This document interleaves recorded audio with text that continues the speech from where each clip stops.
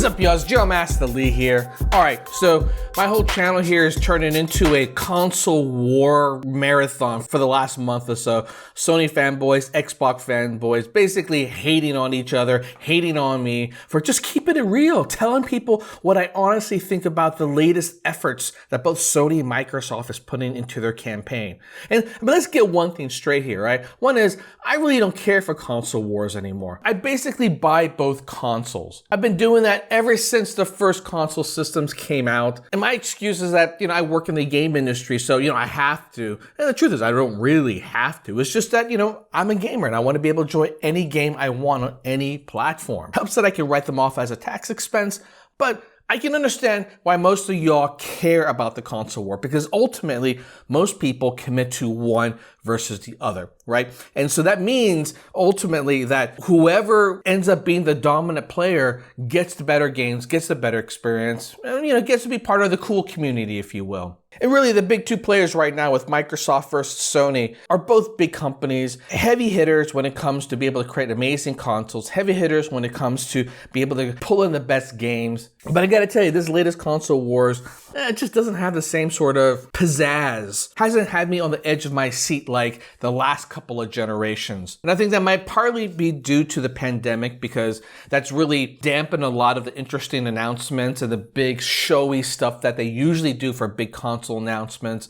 But also I think it's because, well, both these guys seem to be in a dance of just not telling us enough information about what's going on. Yeah, the game reveals are starting to come out, but no one still knows what the price is, and it's already August. And a lot of the marketing materials that's put out there seems to be focused on features that, in my mind, are like tier 3 type of things. If you were to say tier 1 information that gets you hooked into buying a new console, it's what are the games that are coming out launch and what's the price. Tier 2, you have a number of key features. In the particular case, no load times is a big thing now because the hardware is allowing that. And then you have videos like this that I'm about to watch, which seem to me more like tier 3 type of things.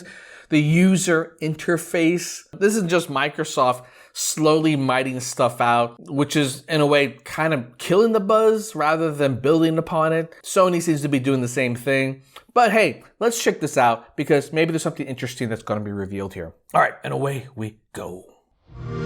Craftsmanship in UX is about understanding your user and paying extreme attention to detail. What that console does for you needs to be effortless, fast, and welcoming.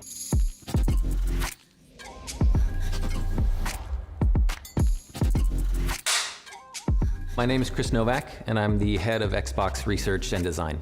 I'm Katarina, and I'm a program manager on the Xbox Live social team. My name's John Hildebrandt. I'm the principal program manager lead for the Xbox Frodo. Experience. Playing Gears and Halo competitively That's and where he going to ended up. tournaments was so important for me growing up. I've been a gamer since I was a kid. I've been a gamer as long as I can remember. I love the fact that I get to go and come to work every day and make the lives of tens of millions of gamers better.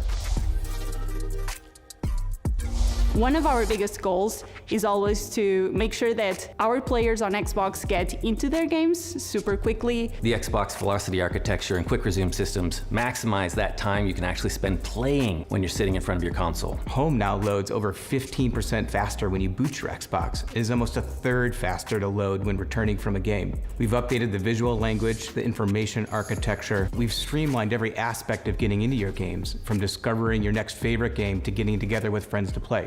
We've taken the destinations that everyone visits most often on the console, home, guide, and store, and focused not only on their craftsmanship, but also in reducing their footprint to maximize the console horsepower available to games. And we were actually able to fit those improvements in almost 40% less memory.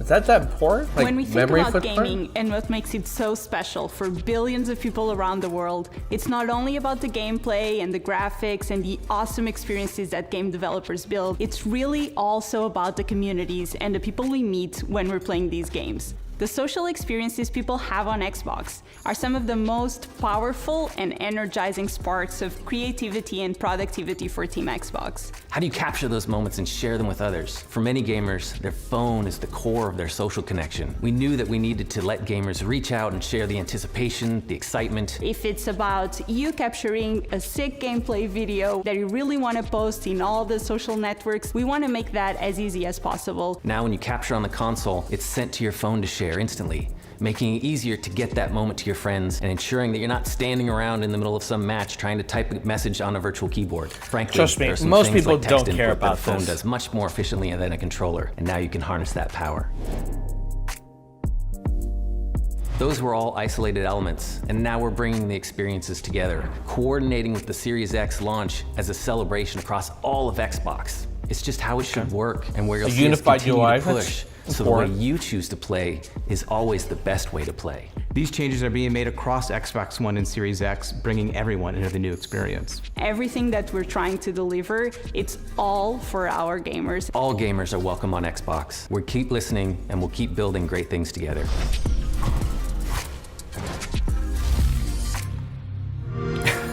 All right. So for a video that's supposed to be focused on the new Xbox interface, they literally barely show any interface here. I mean, let me just add this up real quick. Let me just check here. Go back to this video.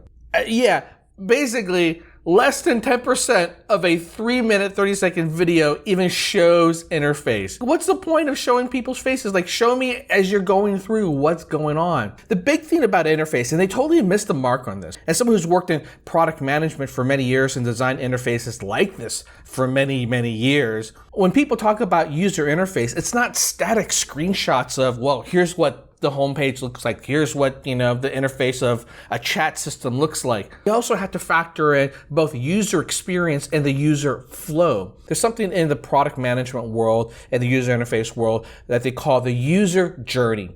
And the user journey in this is, in essence, going from one screen to the next, how you're interacting with things. If you want to go from the game to a chat, if you want to go from chat to be able to capture a video, that flow is really important. And if you don't show it, it's really kind of hard to know really what they mean when they say, well, everything's 15% faster. You can get from this place to this place faster. Like, show me what it means to go there faster, right? That's the beauty of being able to make a video like this. Now, what's interesting about this is that they do talk a lot about things about how to get from one interface to the next faster, which is important because no one wants to sit around and wait. And they do mention how they have the ability now to be able to just jump into a game the minute you boot up. But to me, the slowest part of ever getting to the game has little to do with the interfaces from the main menu, but it has more to do with the fact that you have to sit through logo soup the minute game boots up, the fact that you have to go from interface to interface and you have to load in the first level.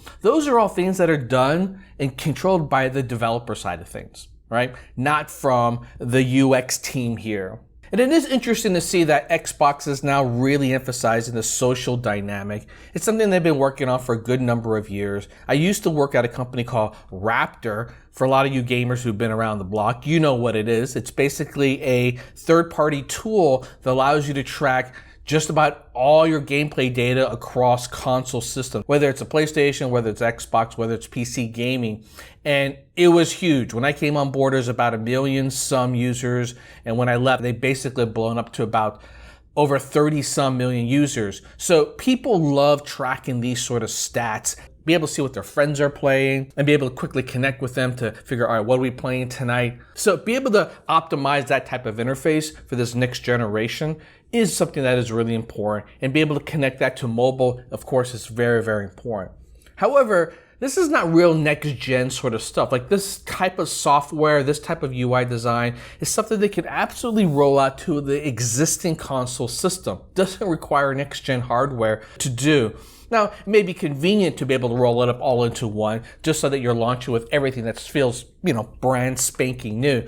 But there's nothing here that feels truly, genuinely next generation. And, the user interface right now at least looks like Microsoft is finally adopting what I would call a more streamlined, minimalistic design. A design that I think Apple really championed very well on the mobile device, and Sony has gotten a lot better at. The fact that Microsoft is starting to think of software interface as a selling point is something that I think is worth touting, but make no mistake, gamers are here for something much more important. I wonder what that is.